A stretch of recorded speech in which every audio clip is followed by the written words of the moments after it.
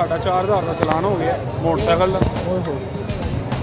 ਆ ਹੋਣੇ ਹੀ ਇਹ ਵੇਖੋ ਭੈਣ ਮੈਂ ਇਹ ਵੇਖੋ ਮੈਂ ਥੋੜੀ ਝੂਠ ਬੋਲ ਰਿਹਾ ਹਾਂ। ਇਹ ਵੇਖੋ 4000 ये देखें 4000 ਦਾ ਚਲਾਨ ਕੀਤਾ ਭੈਣ। ਅੱਛਾ ਸਿਰਫ ਹੈਲਮਟ ਨਹੀਂ ਪਹਿਨੇ ਅਸੀਂ। ਠੀਕ ਹੈ ਇਹ ਤੁਹਾਡਾ ਆਨਲਾਈਨ ਹੀ ਚਲਾਨ ਹੋਇਆ ਜਾਂ ਵੈਸੇ ਚਲਾਨ? ਨਹੀਂ ਜੈਨੂਇਨ ਚਲਾਨ ਹੋਇਆ ਬਾਹਰ। ਅੱਛਾ ਬੰਦੇ ਨੇ ਕਰਤਾ ਹਾਂਜੀ ਸ਼ਹਿਜ਼ਾਦ ਨਾ ਹੈ ਉਹਦਾ ਟ੍ਰੈਫਿਕ ਇੰਚਾਰਜ ਹੈਗਾ। ਠੀਕ ਹੈ 4000 ਦਾ ਚਲਾਨ ਕੀਤਾ। ਹੁਣ ਦੱਸੋ ਆਮ ਆਦਮੀ ਕਿੱਥੇ ਜਾਵੇਗਾ? ਉਹਨੂੰ ਕਿ ਹੈਲਮਟ ਦਾ ਯਾਰ ਕੋ 200 ਦਾ ਕਰ ਜਾਂ 2000 ਫਾਈਨ ਉਹ ਕਹਿ ਰਿਹਾ ਮੈਂ 4000 ਰੁਪਏ ਦਾ। ਵੇਖੋ 4000 ਰੁਪਏ ਮੈਂ ਤੁਹਾਨੂੰ ਭੇਜਦਾ ਤੁਸੀਂ ਕਰ ਜਮ੍ਹਾਂ ਕਰਾਓ ਨਹੀਂ ਤੇ ਮੋਟਰਸਾਈਕਲ ਥਾਣੇ ਬੰਦ ਹੋ ਜੀ।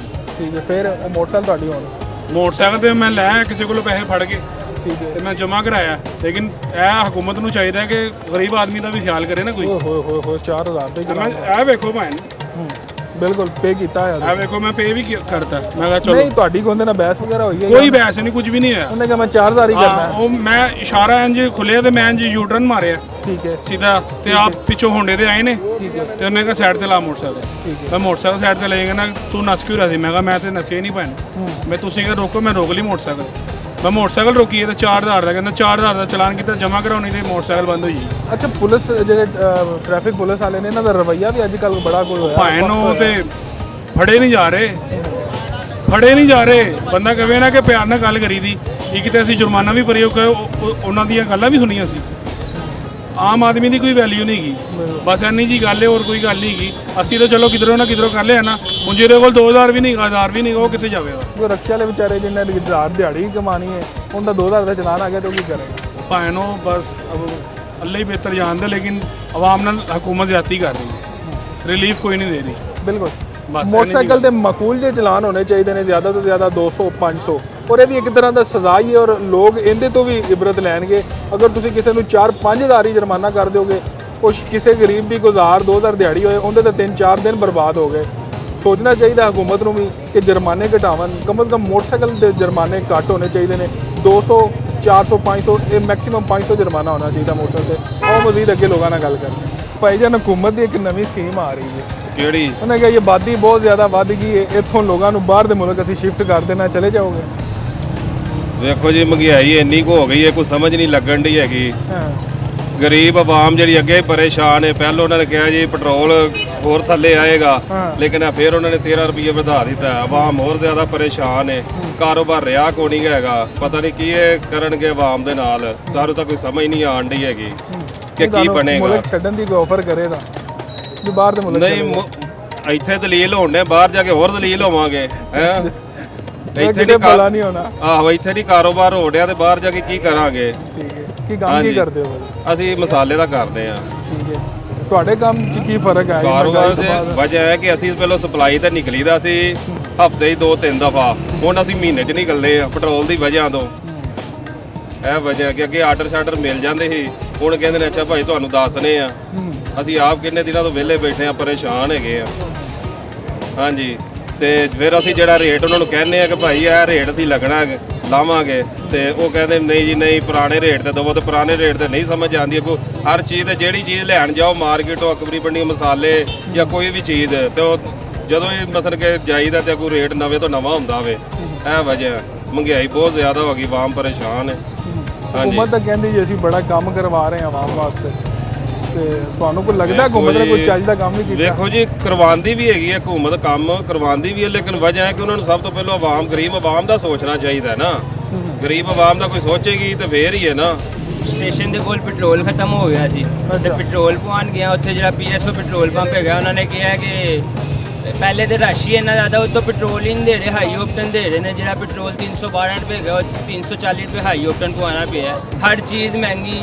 ਹੁਣ ਜਿਹੜਾ ਇਸਲਾਮਾਬਾਦ ਦਾ ਇਹਨਾਂ ਨੇ ਪਤਾ ਨਹੀਂ ਮੋਟਰਵੇ ਬਣਾਇਆ ਉਹਦੇ ਤੇ ਵੀ ਟੈਕਸ ਇੰਨਾ ਜ਼ਿਆਦਾ ਲਾਤਾ ਹੈ। ਫਾਇਦਾ ਹਕੂਮਤ ਦਾ ਤਾਂ ਕੋਈ ਵੀ ਨਹੀਂ ਹੈਗਾ। ਜਿਹੜੇ ਥੋੜੇ ਬਹੁਤ ਕੰਮ ਕਰ ਰਹੇ ਨੇ ਸੜਕਾਂ ਸੁੜਕਾਂ ਬਣਾ ਰਹੀ ਹੈ ਸਟੇਸ਼ਨ ਬਣਾ ਰਹੀ ਹੈ ਉਹ ਸਹੀ ਹੈ ਬਣਾ ਰਹੀ ਹੈ ਲੇਕਿਨ ਹਕੂਮਤ ਨੂੰ ਤਾਂ ਕੋਈ ਨਹੀਂ ਨਾ ਫਾਇਦਾ ਹੋ ਰਿਹਾ। ਆਮ ਆਵਾਮ ਕੀ ਕਰੇ? ਆਮ ਆਵਾਮ ਤੇ ਮਰ ਗਈ ਹੈ। ਇਹਨਾਂ ਨੇ ਪਿੱਛੇ ਉਹ ਜਾਰੀ ਕੀਤਾ ਸੀ ਕਿ 38000 ਤੋਂ ਘੱਟ ਕਿਸੇ ਦੀ ਸੈਲਰੀ ਨਹੀਂ ਹੋਏਗੀ। ਉਹਨਾਂ ਦੀ ਨਜ਼ਰ 'ਚ ਇਹੀ ਹੈ ਕਿ 38000 ਤੋਂ ਘੱਟ ਕਿਸੇ ਦੀ ਸੈਲਰੀ ਨਹੀਂ ਹੈਗੀ। ਲੋਕਾਂ ਨੂੰ ਆਜ਼ਮ ਮਾਰਕੀਟ ਚਲੇ ਜਾਓ ਇੱਧਰ ਵੇਖ ਲਓ ਜਿਸ ਮਰਜ਼ੀ ਤੋਂ ਪੁੱਛ ਲਓ 20-20000 ਰੁਪਏ ਦੇ ਮਿਲ ਰਹੀ ਹੈ ਸੈਲਰੀ।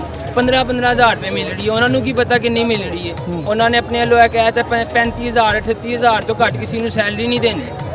ਆਵਾਮ ਨੂੰ 25,000 20,000 ਮੈਂ ਉਹ ਆਪਣੀ ਤਾਂ ਕਹਿੰਦੇ ਨੇ ਜਿਹੜਾ ਬੰਦਾ ਮਹੀਨੇ ਦਾ 8,000 ਕਮਾਉਂਦਾ ਉਹ ਅਮੀਰ ਆਦਮੀ ਉਹ ਆਪਣੀ ਹਕੂਮਤ ਚ ਕਹਿੰਦੇ ਸੀ ਜਿਹੜਾ ਬੰਦਾ 20,000 ਰੁਪਏ ਕਮਾਉਂਦਾ ਉਹ ਆਪਣਾ ਖਰਚਾ ਕਿੱਥੋਂ ਪੂਰਾ ਕਰੇ ਤੇ ਫੈਮਿਲੀ ਦਾ ਕਿੱਥੋਂ ਪੂਰਾ ਕਰੇ। ਤੇ ਅੱਜ ਜੋ ਸ਼ਬਾਜ਼ ਸ਼ਰੀਫ ਕਹਿੰਦਾ ਹੈ ਕਿ ਜਿਹੜਾ ਬੰਦਾ 8,000 ਰੁਪਏ ਕਮਾਉਂਦਾ ਉਹ ਅਮੀਰ ਹੈ।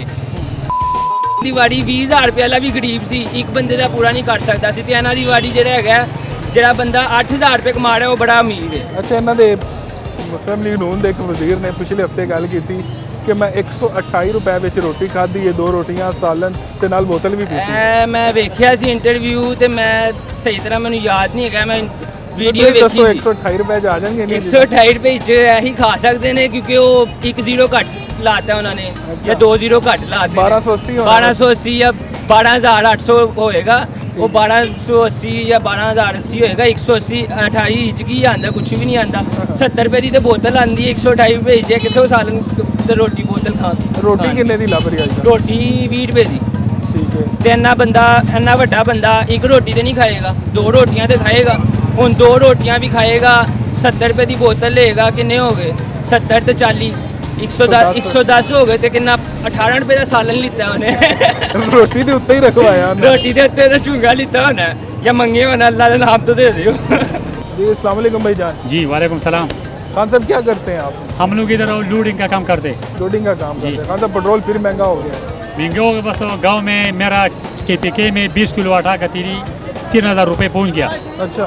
मेरे बच्चे गांव में एक वक्त का खाना खाते, ओहो, एक वक्त का खाना खाते हैं। एक वक्त का, दूसरा टाइम में केपी नहीं के खा- हुकूमत ने भी कोई अच्छा काम किया। अच्छा काम तो नहीं कहते कि महंगाई इतना नहीं था ना, हाँ। ये इतना महंगाई नहीं था। महंगाई तो वफाकी हुकूमत कर रही है, जो सूबाई हुकूमत है KPK में वो भी कोई काम करवा रही है वहाँ पे? नहीं इससे पहले महंगाई नहीं था, अभी पेट्रोल महंगा हो गया, हाँ। आटा सारा चीज़ महंगा है।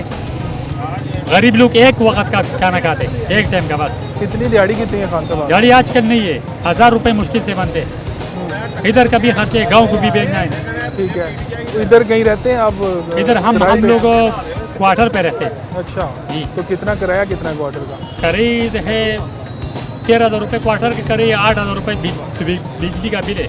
ओहो, तो बिजली के बिलों में और किरायों में निकल जाता है सारा कुछ। ये सारा निकल गाँव को महीने में या 6-7 हज़ार रुपये महीने में बच जाते, गाँव को बेचते। ਬਾਈਕ ਚਲਾਉਂਦੇ ਹੋ ਭਾਈਜਾਨ ਤੁਸੀਂ?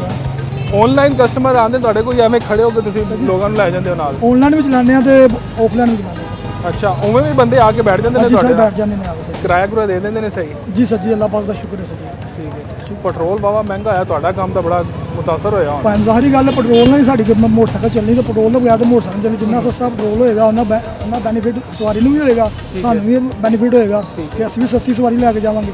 ਤੇ ਉਹ ਜ਼ਾਹਰੀ ਗੱਲ ਹੈ ਕਿ ਜੇ ਅਸੀਂ ਮਹਿੰਗਾ ਪੈਟਰੋਲ ਹੋਏਗਾ ਤੇ ਮਹਿੰਗੀ ਸਵਾਰੀ ਲੈ ਕੇ ਜਾਵਾਂਗੇ ਤੇ ਸਵਾਰੀ ਉਹਨੇ ਪੈਸੇ ਨਹੀਂ ਖਰਚ ਸਕਦੀ। ਅੱਛਾ, ਜਦੋਂ ਪੈਟਰੋਲ ਠੀਕ ਸੀ ਰੇਟ, ਅੱਜ ਤੋਂ ਕੋਈ 4-5 ਮਹੀਨੇ ਪਹਿਲੇ ਦੀ ਗੱਲ ਹੈ, ਉਦੋਂ ਤੁਹਾਡਾ ਦਿਹਾੜੀ ਦਾ ਕਿੰਨਾ ਪੈਟਰੋਲ ਲੱਗਦਾ ਸੀ ਤੇ ਹੁਣ ਕਿੰਨਾ ਲੱਗਦਾ? ਸਰ ਜੀ ਉਦੋਂ ਸਿਰਫ 300-400 ਦਾ ਪੈਟਰੋਲ ਲੱਗਦਾ ਸੀ, ਹੁਣ 700-800 ਦਾ ਤੇਲ ਲੱਗ ਜਾਂਦਾ ਹੈ। ਠੀਕ ਹੈ। ਔਰ ਕੰਪਨੀ ਦੇ ਕਿੰਨੇ ਕੋ ਪੈਸੇ ਕੱਟ ਰਹੇ ਦੀ ਸਰ ਦਿਹਾੜੀ? ਜੀ ਕੰਪਨੀ ਦੇ 100 ਰੁਪਏ ਮੇਜਰ 11.5-12 ਰੁਪਏ ਨਾਲ 100 ਮਗਰ ਲੈ ਲੈਂਦੀ ਠੀਕ ਹੈ। ਕੰਪਨੀ 100 ਮਗਰ ਅਗਰ 200 ਦੀ ਹੋ ਜਾਏਗੀ ਤਾਂ ਸਾਰੀ ਗੱਲ ਡਬਲ ਹੋ ਜਾਏਗਾ। ਅਗਰ ट्रिपल 300 ਦਾ ਹੋਏਗਾ ਸਾਰੀ ਗੱਲ ਫਿਰ ਜੀ 22-33 ਰੁਪਏ ਫਿਰ ਸੱਜੀ ਉਹਨਾਂ ਕੋਲ ਚਲੇ ਜਾਂਦੇ। ਕਿੰਨੀ ਦੇਰ ਕਰਦੇ ਹੋ ਕੰਮ? ਸਰ ਜੀ ਮੈਂ 12 ਘੰਟੇ ਕਰਨਾ ਜੀ।